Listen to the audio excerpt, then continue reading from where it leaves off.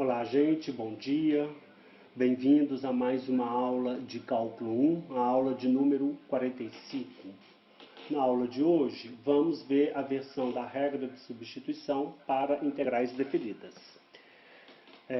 A essência da regra será a mesma, porém, quando você usa a regra para resolver uma integral definida, você cai numa nova integral com novos limites de integração, tá?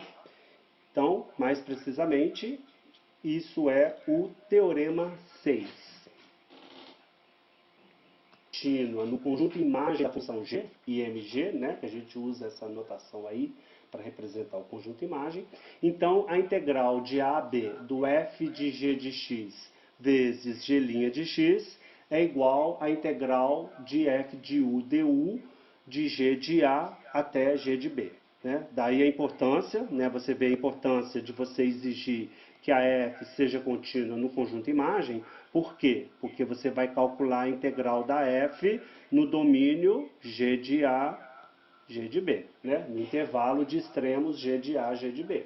Esse intervalo é a imagem de g sobre o intervalo fechado AB.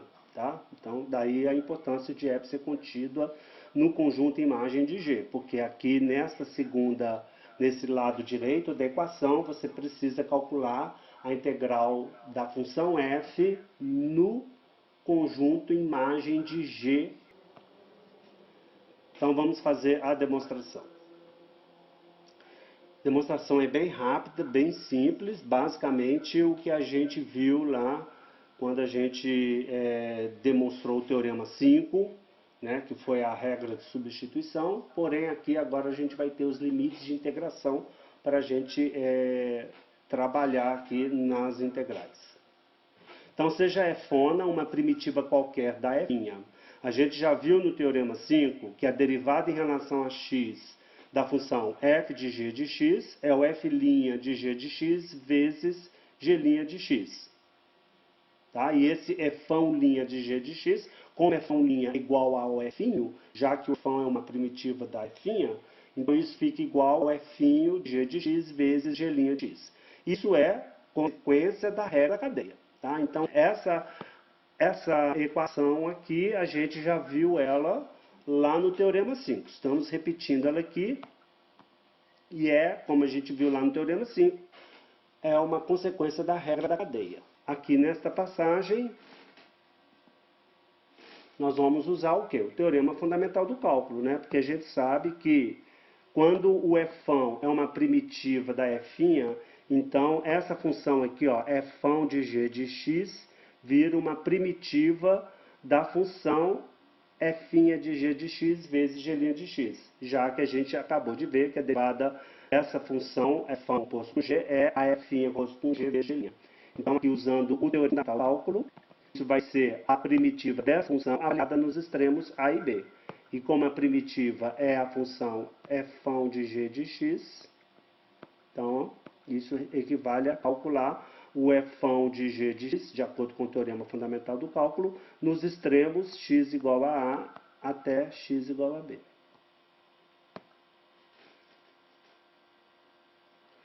Bom, aí o que é isso? Né? Por definição de notação, isso é o f'ão de g de b menos o f'ão do g de a. Então, é o f'ão calculado no ponto g de b menos o f'ão calculado no ponto g de a, que é o resultado disso daqui quando você troca x por b menos, depois faz x trocando por a. Bom, e essa expressão aqui, se você olhar de perto, isso aqui é o mesmo que o f de u, quando u varia de g de a g de a. Né? Usando de novo essa notação para representar o valor da função avaliado nos extremos, então o f de g de b menos f de g de a é o mesmo que a função f'ão de u avaliado nos extremos, u igual a g de a e u igual a g de b, certo? Bom, mas o que é isso aqui? De novo, usando o teorema fundamental do cálculo, isso representa nada mais, nada menos que a integral do f' de u du nos limites de integração g de a, g de b. Tá? De novo, a consequência aqui é, essa equação aqui é justificada de novo pelo teorema fundamental do cálculo, parte 2 do teorema fundamental do cálculo. Então pronto, né? Provamos. A gente queria isso, provar que essa integral aqui igual a essa integral aqui. Então vamos resolver alguns exemplos aplicando o teorema 6, tá? Que é a regra de substituição para as integrais definidas. Vamos calcular essa integral aí. Na verdade, nós vamos fazer esse exemplo aí de duas maneiras. Primeiro, usando o teorema 6 e depois usando o método convencional, tá? Que é você achar uma primitiva da função e depois avaliar essa primitiva nos extremos menos 1 e 1. Tá? Vamos fazer de duas maneiras. É importante, muito importante, que você aprenda as duas maneiras, os dois métodos, tá? Porque dependendo do exemplo, um pode ser mais conveniente do que o outro. Então, a primeira solução é usar o teorema 6. Então, na prática, o que você tem que fazer? É usar uma substituição, transformar essa sua integral numa substituição e depois alterar os limites de integral através da sua substituição. E a substituição que a gente vai fazer, você tem que escolher quem vai ser a sua função u, tá? De modo que o du apareça no seu integrando. Então, de cara você já vê que o seu u deve ser quem? x3 mais 1. Porque se você derivar x3 mais 1, o resultado vai dar o quê? 3x2 dx, que é a expressão que está aí no seu integrando. Então, aqui ficou fácil você identificar o u como sendo x3 mais 1. Porque quando você faz isso, o seu du vai ser 3x2 dx. Então, para você usar o teorema 1, veja, eu agora preciso calcular quem?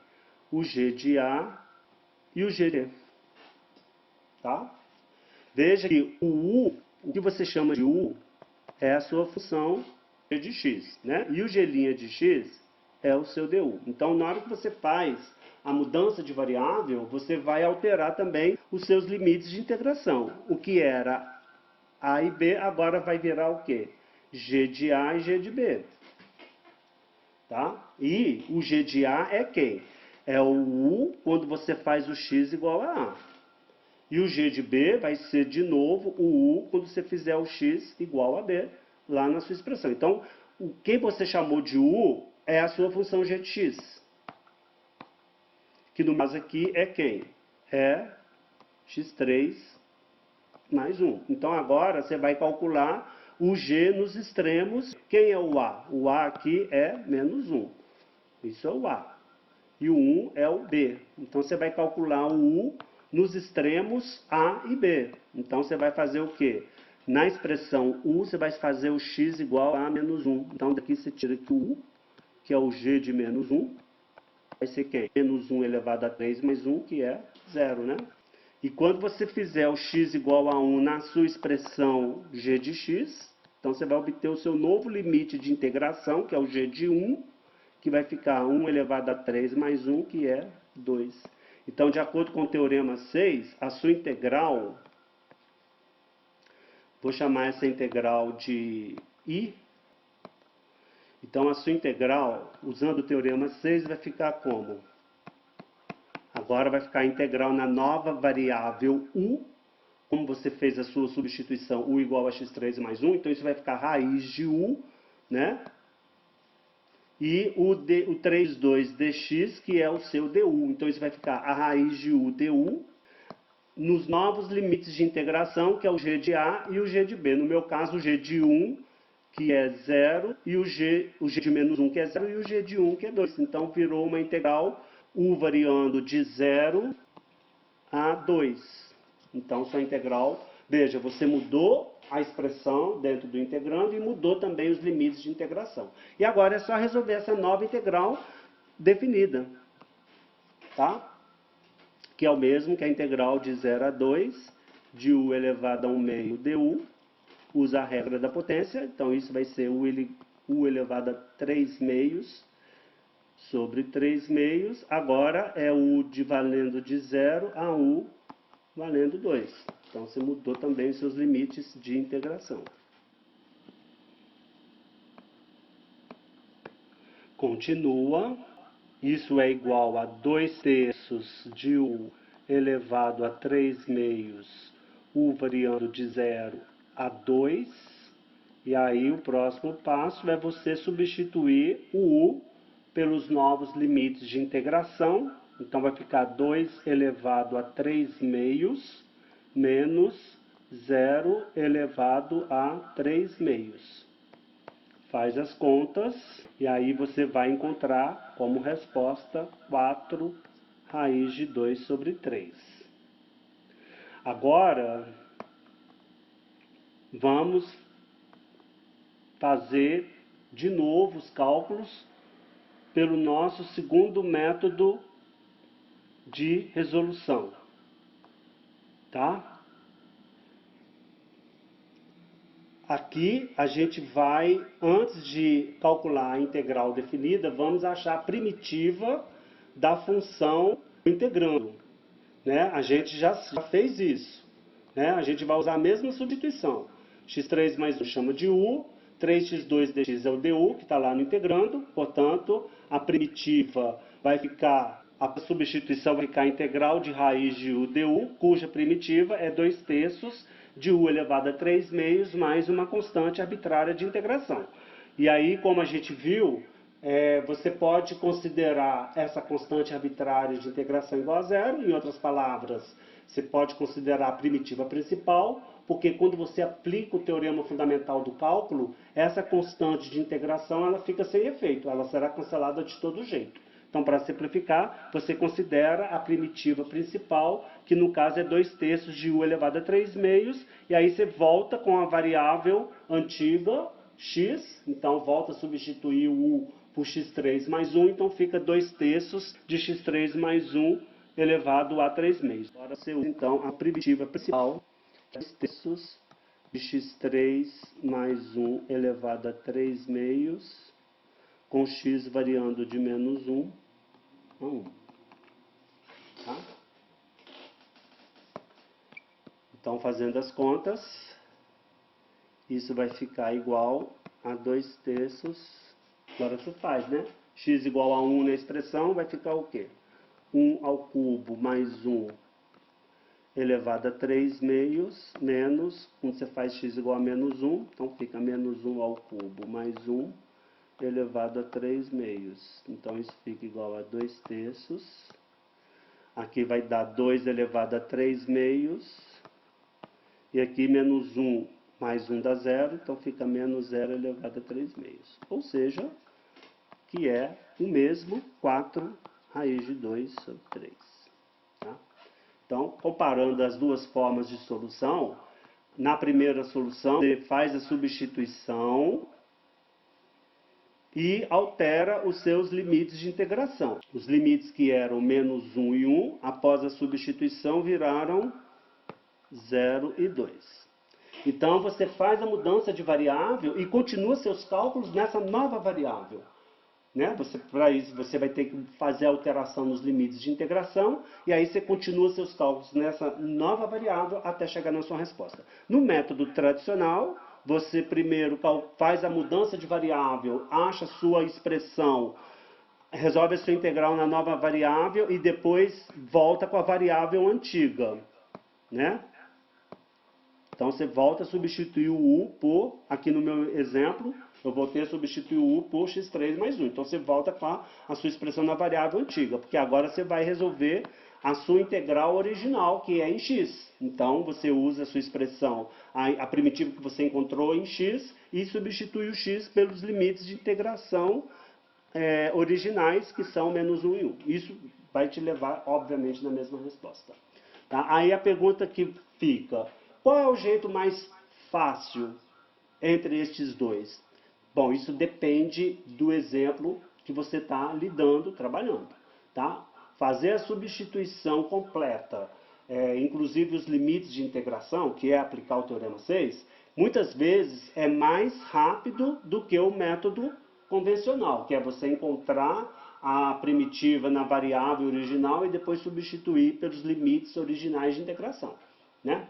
Mas, dependendo do exemplo, o método tradicional pode ser mais fácil do que o método do Teorema 6, tá?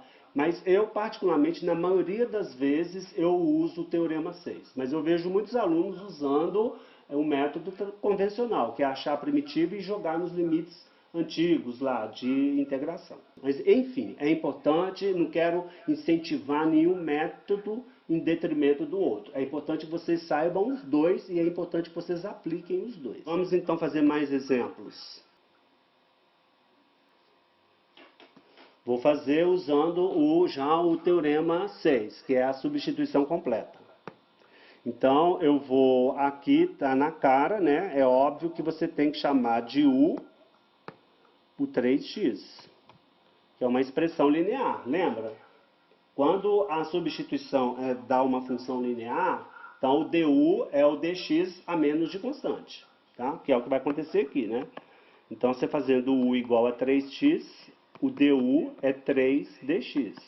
Então, você vê que a nova diferencial é a diferencial antiga multiplicada por constante, no caso a constante 3. Tá bom? E agora, você faz a alteração dos limites de integração. Quando x é 0, o u vai ser 3 vezes 0, que é 0. E quando o x for ln de 2, o u vai ser 3 vezes ln de 2. Ok? Então, a sua integral, que eu vou chamar de j, vai ficar a integral de e elevado a u, o dx, que vai ser du sobre 3, e eu já vou colocar esse 1/3 para fora da integral, sobre os novos limites de integração de 0 a 3 ln de 2. Continua, então agora você resolve essa nova integral definida, usa o teorema fundamental do cálculo, né? A primitiva de e elevado a u, a primitiva principal é o próprio e elevado a u. Agora, sobre os novos limites de integração, u variando de 0 a u igual a 3 ln de 2. Então, isso vai ficar como? 1/3 de e elevado a 3 ln de 2 menos e elevado a 0. É bom você colocar um colchete, porque o texto vai estar multiplicando essa diferença, né? Então, isso fica igual a 1/3 que multiplica. Aqui, para você simplificar esse resultado aqui, aplicar a propriedade das exponenciais, juntamente com os logaritmos, é importante que você use a propriedade que diz que 3 ln de 2 é o ln de 2 elevado a 3, né? Que é levar esse 3 aqui para o expoente do 2. E 2 elevado a 3 é 8. Então, fica e elevado a ln de 8 menos e elevado a 0, que é 1. E agora usa a propriedade que diz que a exponencial do logaritmo de uma expressão é a própria expressão, no caso é 8, né? Então, isso fica 1/3 de 8 menos 1, ou seja, 7/3. Então, esse é o resultado da sua integral. Vamos agora resolver a segunda. Vou chamar essa integral de j. Se você chama o de tangente de x, o seu du não vai aparecer na expressão, tá? E chamar o u de x não vai adiantar nada, porque você vai continuar com a mesma integral. Então, a dica aqui é você usar as identidades. Qual a identidade que a gente vai usar? A que diz que a tangente é o seno sobre cosseno. Porque agora você tem o u e o du no seu integrando, tá? E claro, o u só vai ter uma opção para ele, é você chamar o cosseno de x de u. Porque a gente sabe que a derivada do cosseno é menos o seno. Então, o du vai ser menos seno de x dx. Então, ele vai estar lá, tá? Então, faz u igual a cosseno de x. Então, o seu du será menos seno de x dx. E agora troca os limites de integração. Quando x é menos π sobre 4, o u será o cosseno de menos π sobre 4. A gente sabe que o cosseno é uma função par, então o cosseno de menos π sobre 4 é igual ao cosseno de π sobre 4, que é a raiz de 2 sobre 2. Tá? E quando você fizer o x agora igual a π sobre 4, o u também vai dar a mesma coisa. Então, olha, como que ficou a sua integral? J ficou a integral da raiz de 2 sobre 2 a raiz de 2 sobre 2. O seno de x dx é o menos du, tá? Então fica menos 1 sobre u vezes du. Então fica menos 1 sobre u vezes du. Ora, mas aqui você já cai direto que isso dá quanto? Zero. Por quê? Você tem, os limites de integração são iguais. Integral de a até a de uma função é zero, propriedade. Né? É a propriedade do retângulo de base nula. Lembra? Então, essa integral deu zero. Bom, essa integral, ela deu zero. Sabe, um motivo por trás disso é o fato de a função tangente de x ser uma função ímpar. Lembra? Uma função é ímpar se o f de menos x é menos o f de x. E é o que acontece com a tangente de x, né? Porque a tangente, ela é o quociente do seno pelo cosseno. O seno é ímpar, o cosseno é par. Sobre cosseno pode ser visto também como um produto de uma função ímpar por uma função par. No caso, seno de x, que é ímpar, vezes 1 sobre cosseno de x, que também é par. E a gente sabe que o produto de ímpar por par dá ímpar. Isso é um exercício que a gente já falou dessa propriedade aqui antes, inclusive isso ficou como exercício para vocês verificarem. Tá? E uma das propriedades que a gente vai ver agora é com relação à integral de funções pares e ímpares. Por exemplo, uma função ímpar definida no intervalo simétrico, a integral dela vai dar zero, sempre. Em outras palavras, integral de menos a até a de f de x dx é zero se f de x for uma função ímpar. Isso é o que a gente vai demonstrar agora aqui. Tá? Então, isso é basicamente, mais precisamente, são as integrais definidas de funções simétricas. Então, olha lá, ó. Suponha que f é integrável no intervalo simétrico menos a.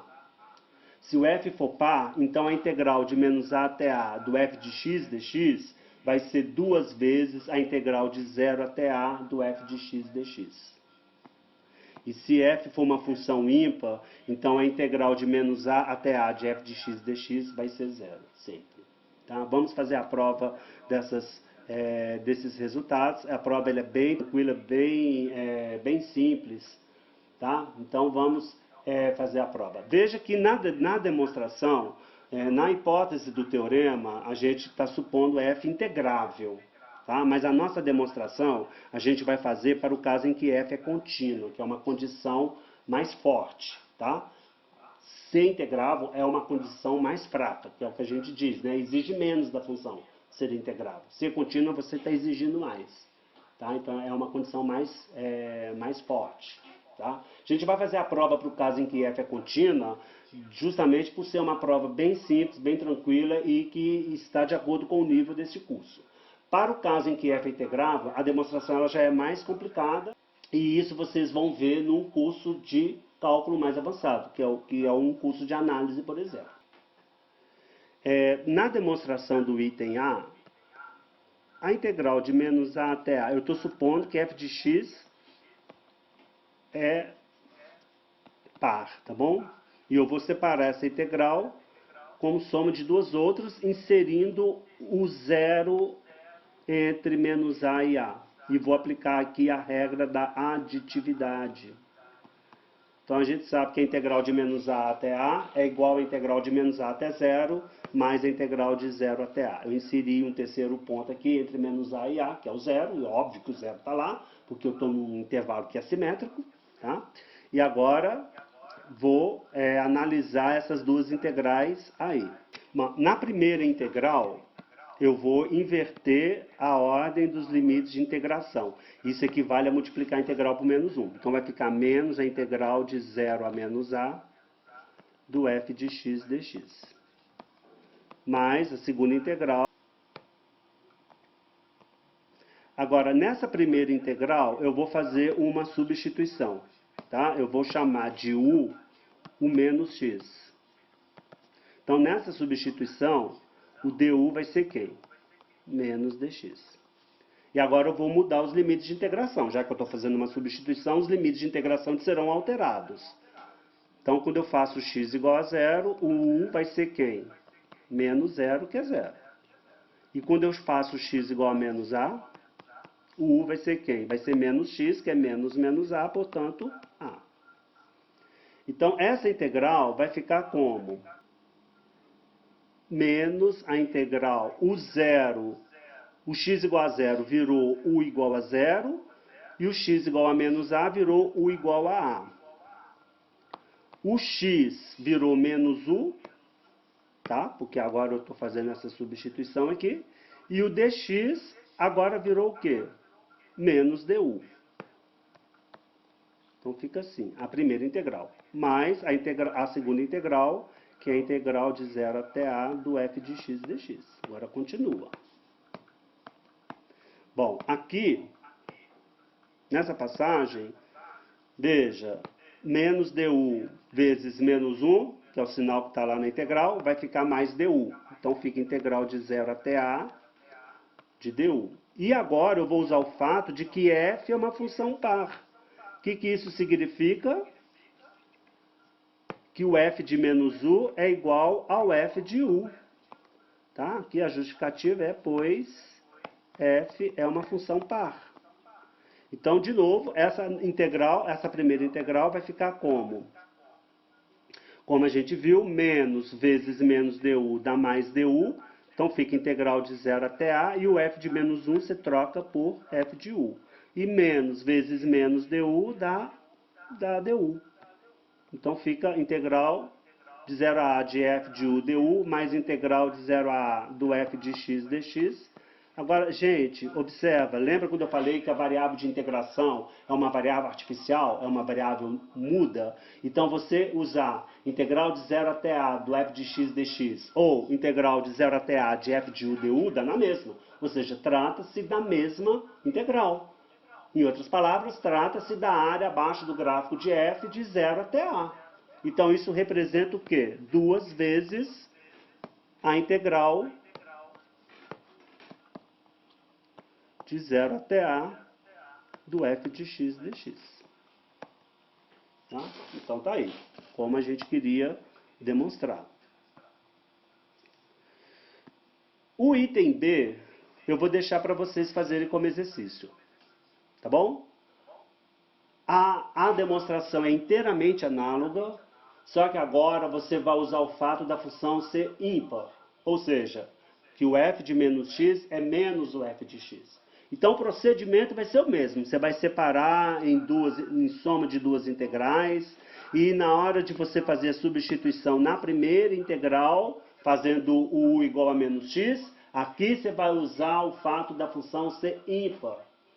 Então, f de menos u virará menos f de u. Tá? Então, a primeira integral, na verdade, vai ficar menos a integral de 0 até a do f de u du, mais a segunda integral, que vai ficar a integral de 0 até a do f de x dx. Tá? Então, a diferença é que nessa nova demonstração vai aparecer um sinal de menos aqui, ó, justamente pelo fato da função ser ímpar. Entendeu? E aí, nessa hora, o que você vai fazer? Você vai cancelar essa integral com essa e vai dar zero. Tá bom? Então, eu deixo como exercício para vocês verificarem isso. Bom, vamos para a interpretação geométrica disso, né? Isso tem uma importante interpretação geométrica. No caso, quando a função f é par, isto é, a gente sabe que funções pares são funções que têm simetria em relação ao eixo dos y. Portanto, em outras palavras, dizer que a integral de menos a até a do f de x dx é igual a 2 vezes a integral de 0 até a do f de x dx, no caso particular em que a função f ela é positiva, Então, em outras palavras, está dizendo que a área de 0 até A é igual à área de menos A até 0. Portanto, a área total de menos A até A é 2 vezes a área de 0 até A. A área total é a soma das áreas na cor verde com a área da cor vermelha. A soma dessas duas áreas é 2 vezes a área da cor vermelha. Ou 2 vezes a área da cor verde. Tá? Em outras palavras, isso quer dizer também que essa integral é 2 vezes a integral de menos A até 0 do f de x dx. Tá? Fico como exercício vocês verificarem essa igualdade aqui. Tá bom? E no caso das funções ímpares, o que acontece? A gente sabe que uma função, quando ela é ímpar, ela é simétrica em relação à origem. Então, se a sua função tem esse aspecto aqui para x positivo, então para x negativo, ela vai ter esse aspecto aí. Então, você vê que o gráfico ele será simétrico em relação à origem. Então, quando você integra de menos A até A, essas áreas aqui, elas são iguais, só que aqui a integral de 0 até A da função é igual ao valor da área, digamos, a 1, e a integral da função de menos A até 0 do f de x dx é menos a 1. Tá? Porque a área, essa área aqui é a 1 e essa área aqui também é a 1. Só que a área verde é a área da função que está acima do gráfico, porque a função é negativa, portanto a integral vai representar menos a área. Então a integral total de menos A até A vai ser menos A1 mais A1, que é 0. Tá? Então tá aí.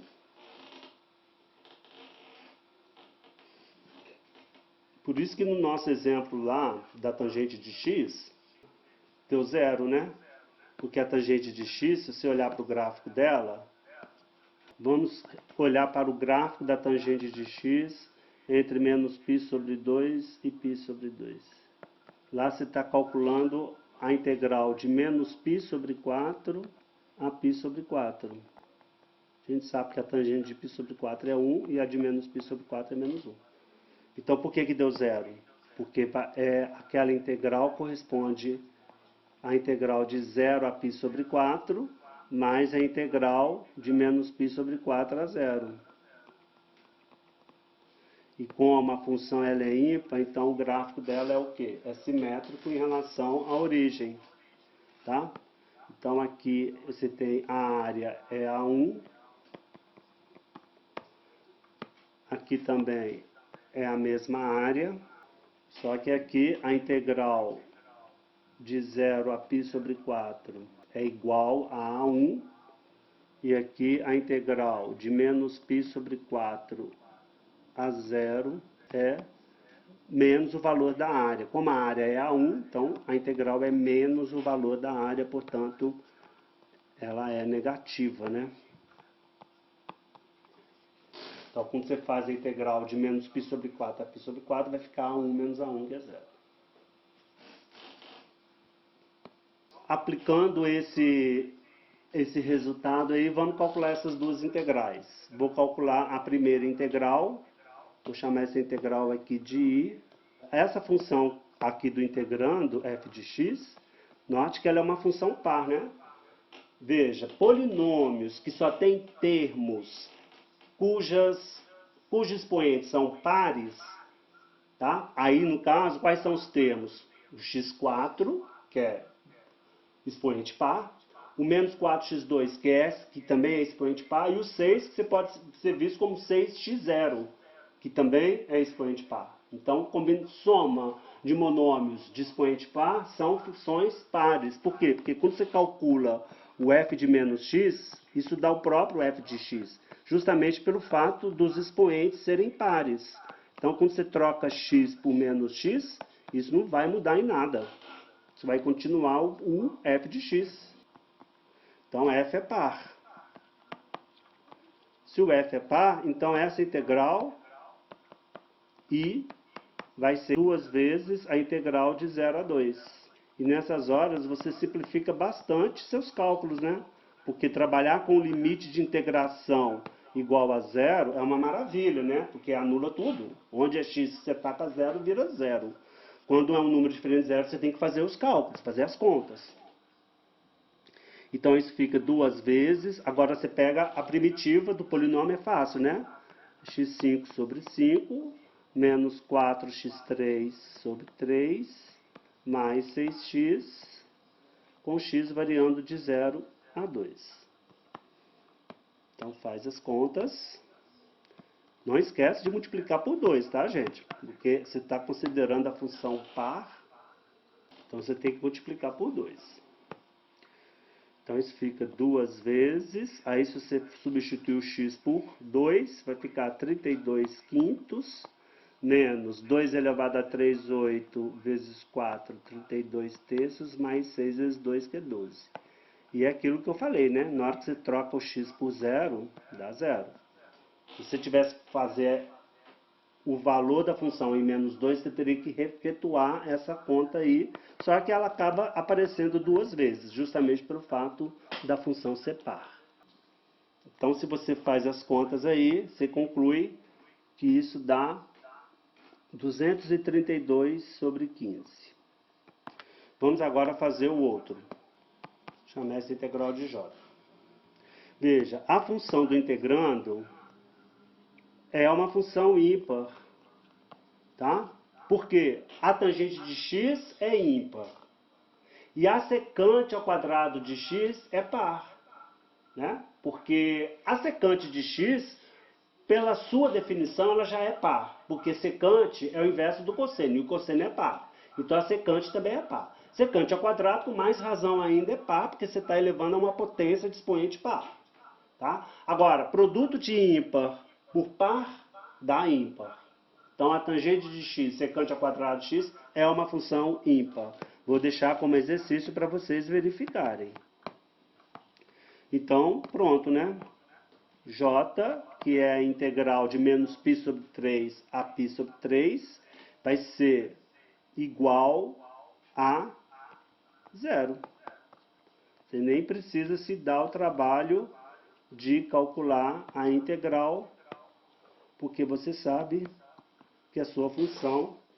Claro, né, gente? Para você aplicar o teorema, você verifique, antes de mais nada, se as hipóteses estão sendo cumpridas, tá? Ou seja, a f ela tem que ser integrável no intervalo simétrico menos a.